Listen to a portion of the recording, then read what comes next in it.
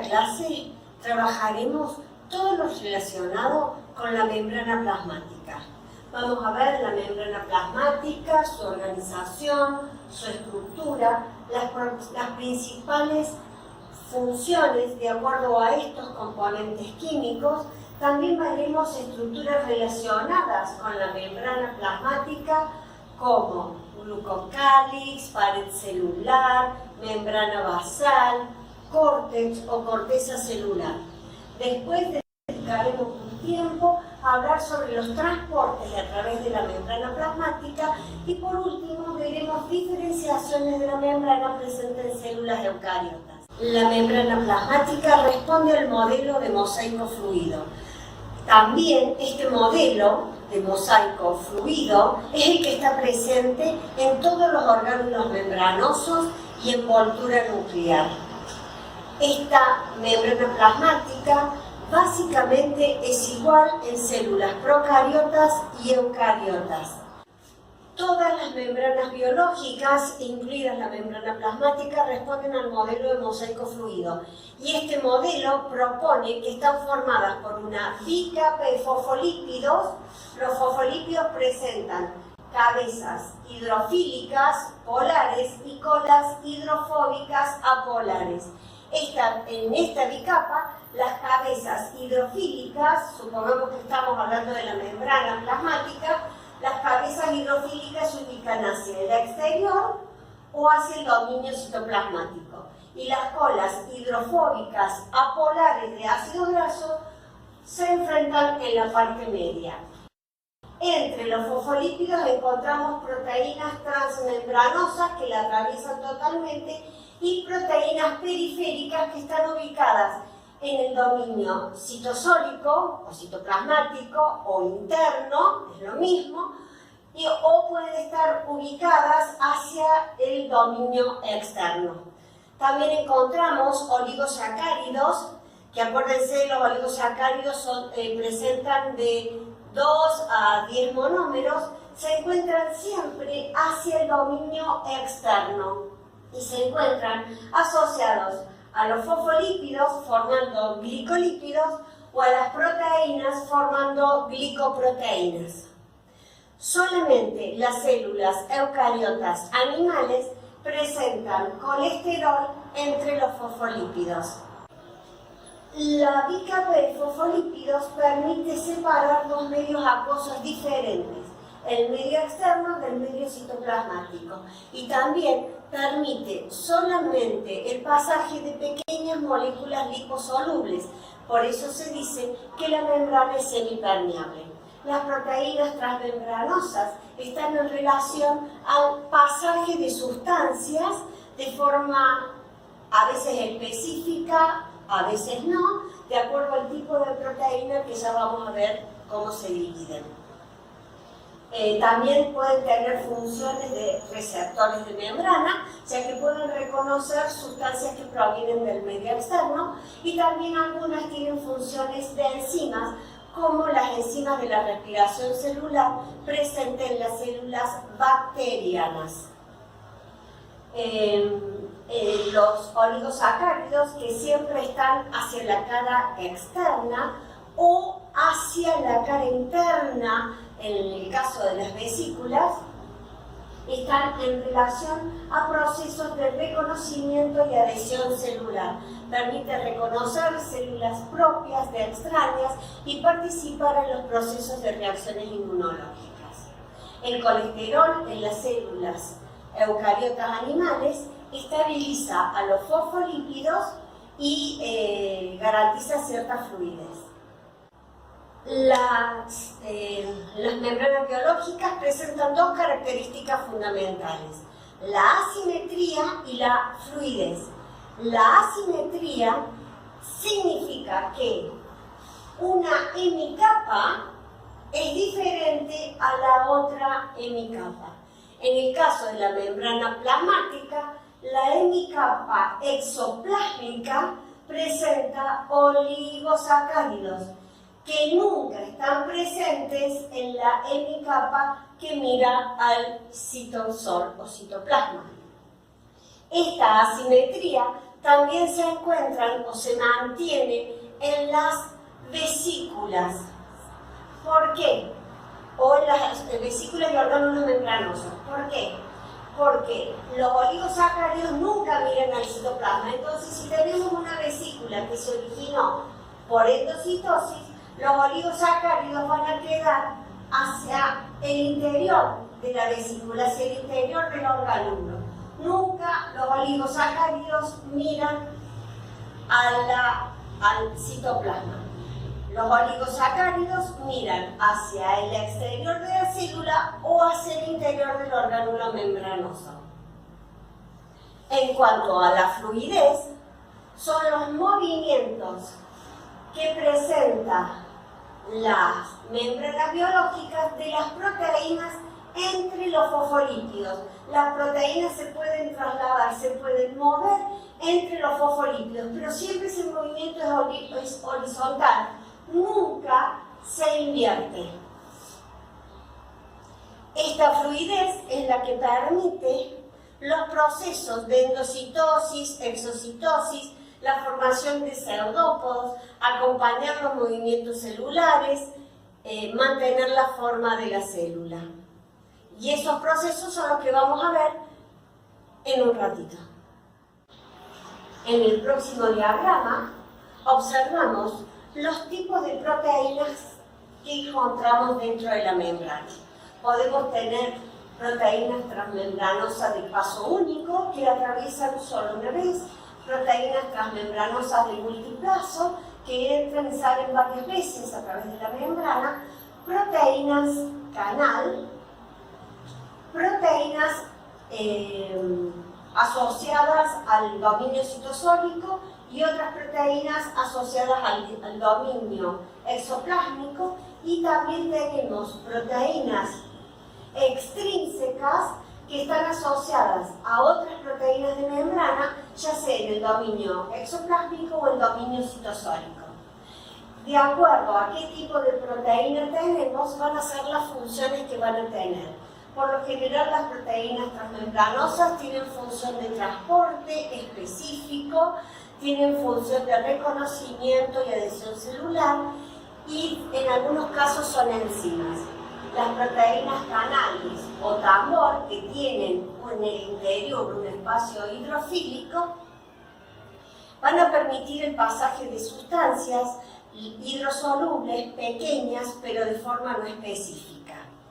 Las proteínas que miran hacia el citoplasma, como en este caso, que son intrínsecas, que miran al dominio citoplasmático, son proteínas que pueden estar relacionadas a transductores de membrana, como la proteína G.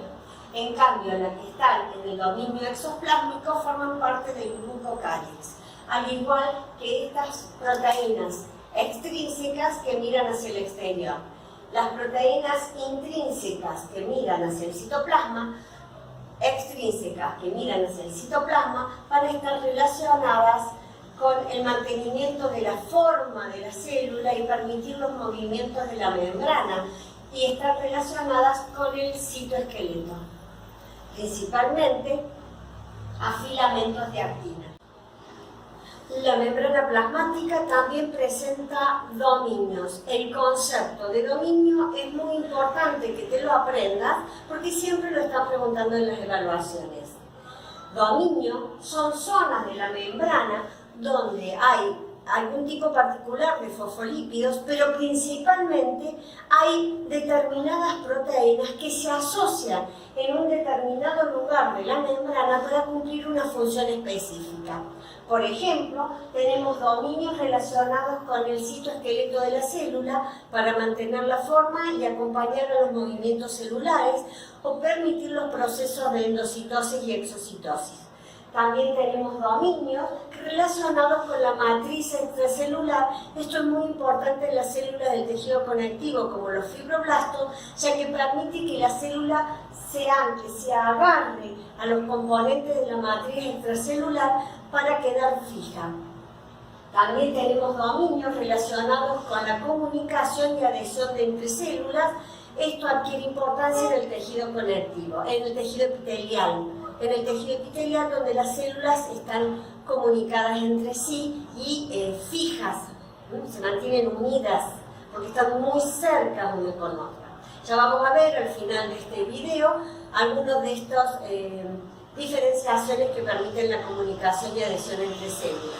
Y en el tejido epitelial también es muy importante los dominios relacionados con la zona apical y la zona vasolateral, que tienen proteínas diferentes.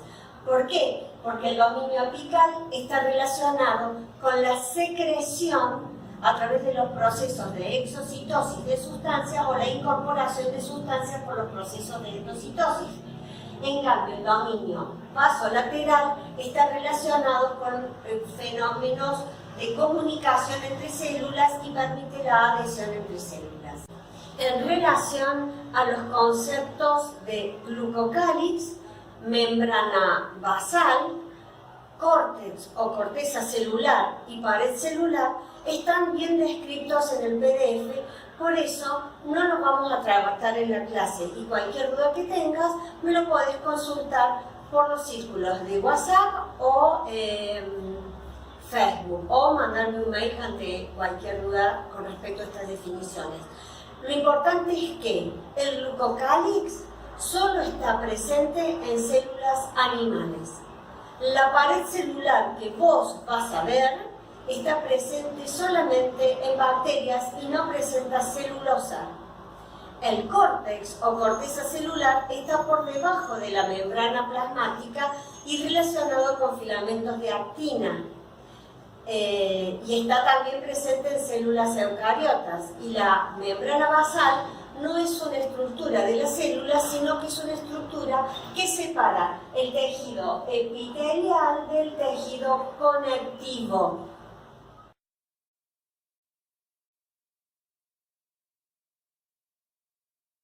Los principales mecanismos de transporte son difusión simple, es el pasaje de pequeñas moléculas liposolubles a través de la bica de fosfolípidos, es a favor de un gradiente de concentración y sin gasto de energía.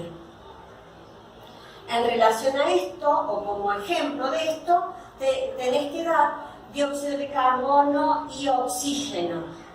Te van a preguntar cómo es que entra y sale el dióxido de carbono y el oxígeno de la célula para los procesos de respiración celular o en los procesos de respiración celular.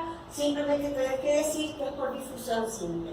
El otro proceso es ósmosis, que solo se aplica el pasaje de agua. Es muy importante ósmosis porque vos lo vas a ver en química en relación a la presión osmótica.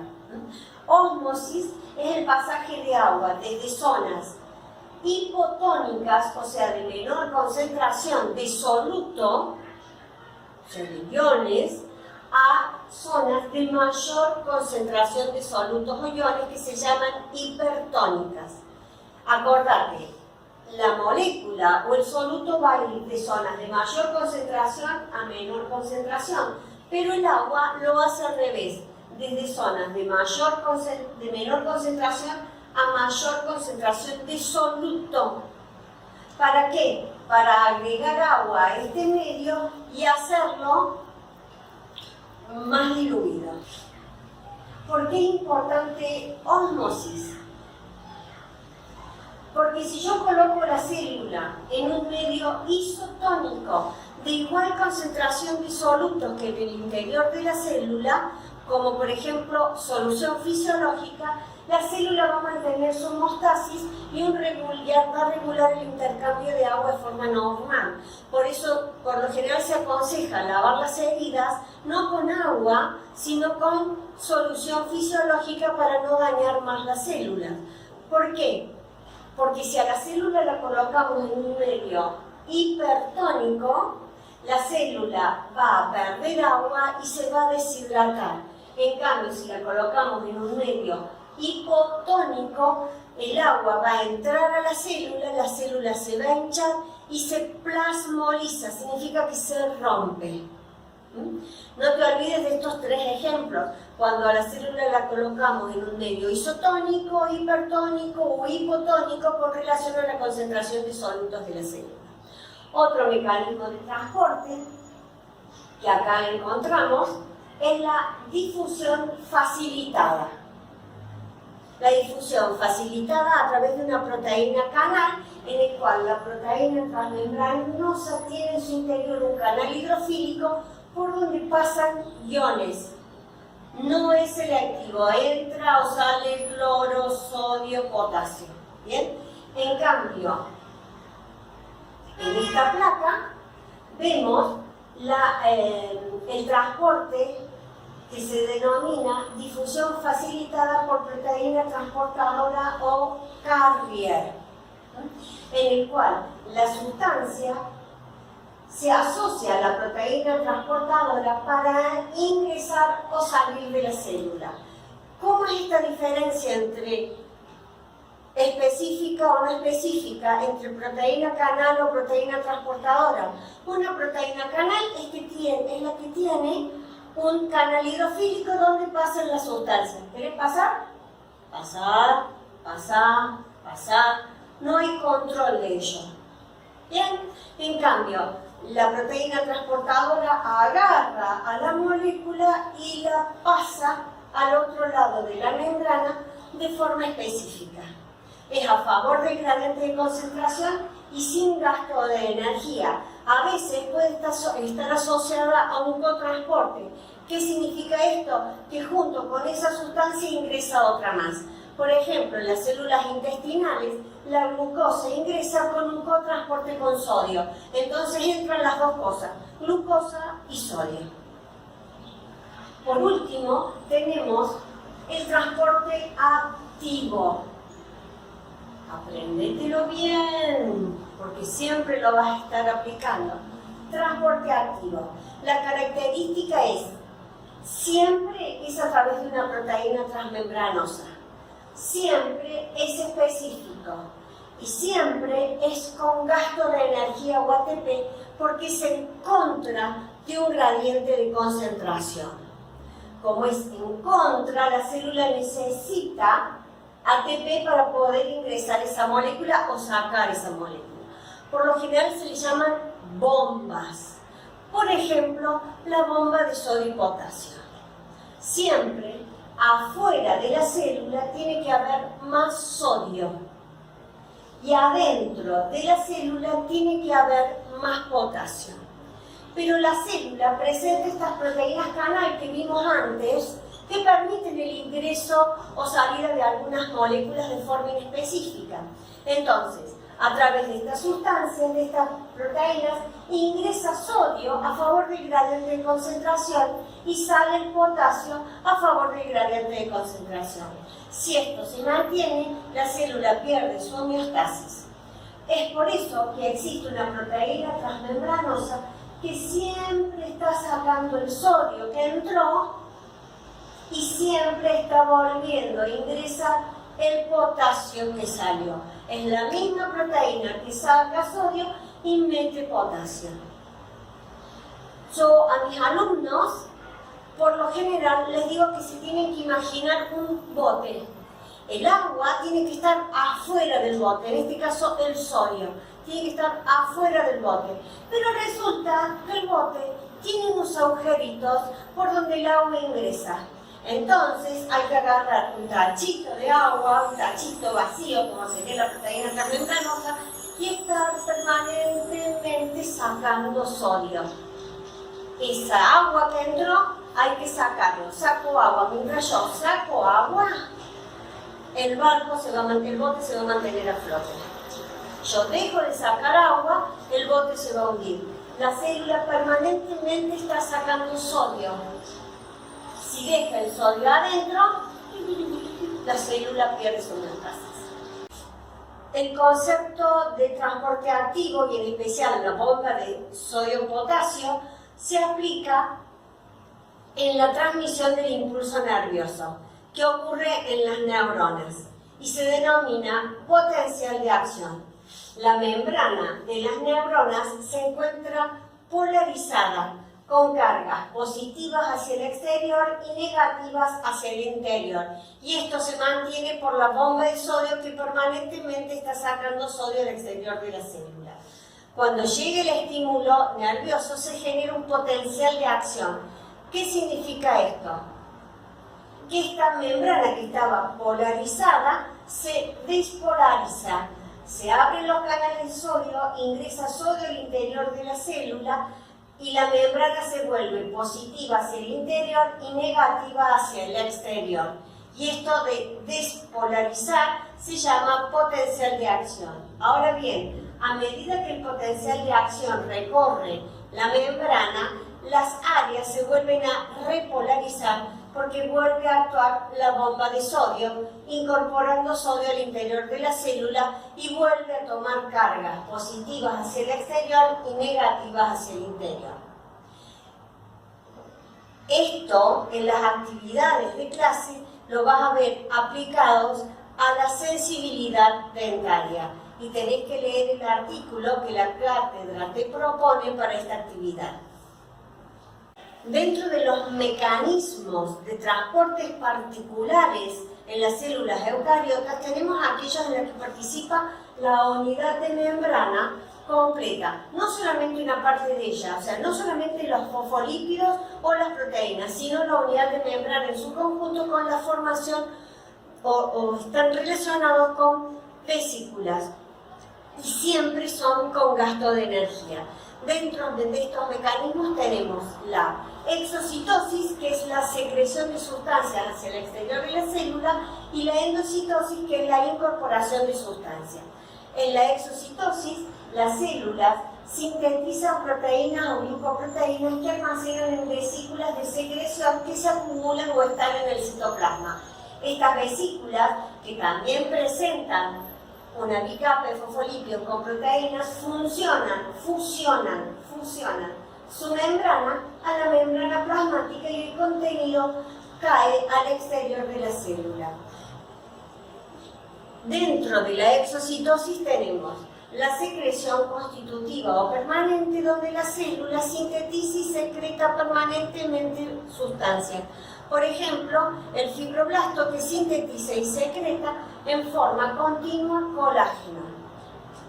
El fibroblasto, el ameloblasto, el odontoblasto, el osteoclasto. El osteoblasto son células de síntesis y secreción permanente de sustancias. Y tenemos la exocitosis regulada, en la cual la célula sintetiza, almacena en vesículas de secreción, por lo general en el dominio apical, que luego vuelcas todas juntas. Por ejemplo, las células de los ácidos mucosos y serosos de las glándulas salivares. Dentro de los procesos de endocitosis, que es la incorporación de sustancias, tenemos lo que se conoce como endocitosis no selectiva o penocitosis, donde la célula se invagina incorporando las sustancias que están en el exterior, cerca de la membrana, y forma pequeñas vesículas llamadas vesículas endocíticas. Este mecanismo es una de las formas en que la célula puede recuperar membrana en los casos que hagan secreción de sustancias. La endocitosis mediada por receptores, esta es específica, participan receptores de membrana y una proteína llamada clatrina que está en el dominio periférico citosólico de la membrana. La sustancia se une a los receptores y en ese lugar las membranas plasmáticas se invaginan y se forma una vesícula endocítica recubierta de clatrina. Luego, dentro de esta vesícula se modifica el pH de tal manera que la clatrina y los receptores se separan y se recuperan a la membrana y queda un endosoma maduro que sigue el proceso de digestión celular. Este mecanismo de endocitosis mediada por receptores es la forma en que el colesterol ingresa a las células. Y por último tenemos la fagocitosis, que es la incorporación de sustancias de gran tamaño, partículas, bacterias y a veces virus, en el cual la célula reconoce la sustancia a través de receptores de membrana y emite pseudópodos. Los pseudópodos son prolongaciones membranosas acompañadas de filamentos de actina que van a ir rodeando, ¿sí?, abrazando, en este caso a la bacteria, hasta fusionar las membranas y queda un fagosoma, que se llama en este caso, que sigue el proceso de digestión celular. ¿Cómo se forman esos cefalópodos? ¿Se acuerdan que nosotros habíamos dicho que teníamos el córtex? ¿Sí? Ese córtex eran filamentos de actina que están como en forma de red. Cuando se emiten los cefalópodos, los filamentos de actina se orientan empujando la membrana y formando estos falsos brazos, por eso el nombre de pseudópodos. Podo significa brazos o extremidades o pies. Los pseudópodos que van a englobar a la bacteria. Por último, en relación a las especializaciones de las células eucariotas, tenéis que saber clasificarlas según su función. Tenemos especializaciones de oclusión, que son muy importantes en el tejido conectivo, en el tejido epitelial, ya que forma un cierre que impide el paso de sustancias desde el exterior al espacio intercelular, o sea, el espacio que está entre las células. También tenemos uniones de adhesión, dentro de las más importantes tenemos los desmosomas. Tenés que saber dibujar un desmosoma con sus partes, que los desmosomas, si están en el dominio basal, se llaman hemidesmosoma, que significa la mitad de un desmosoma, y también tenés que saber las uniones de comunicación, que se llaman uniones nexus, gap o electroquímica. Acá hay diferentes nombres, por eso en el cuadro que tenés en el PDF hay una parte que se llama sinonimias, o sea, palabras que significan lo mismo. Estas uniones de comunicación se dan a través de proteínas tan membranosas llamadas conexinas, que forman como una especie de caño, se llama conexón, que está cerrado. Y se puede abrir o se puede cerrar para permitir el pasaje de pequeñas moléculas que van a comunicar a las células de un mismo tejido. Resumiendo, ¿qué es lo que tenéis que saber de esta unidad? Tenés que saber explicar y dibujar la membrana plasmática con todos sus nombres o referencias. Por lo general tiene que tener alrededor de 10 nombres. La profesora va a contar 1, 2, 3, 4, 5, chao, incompleto, no te lo corrige en forma favorable. Tenés que saber las funciones de la membrana en relación a sus componentes. Tenés que saber definir y diferenciar dominio, glucocálex, parecelular en bacterias, matriz extracelular y membrana basal. Tenés que saber explicar, dibujar y ejemplificar ejemplos. Están en el PDF, no te olvides de los ejemplos de cada una de las comunicaciones entre células y por último las diferenciaciones de la membrana. Espero que te haya sido útil la clase, no te olvides de hacer los ejercicios y de escuchar solo en audio las respuestas de los ejercicios. Cualquier duda, te espero en Facebook o en Instagram o WhatsApp para poder evacuarte todas tus dudas. Hasta pronto.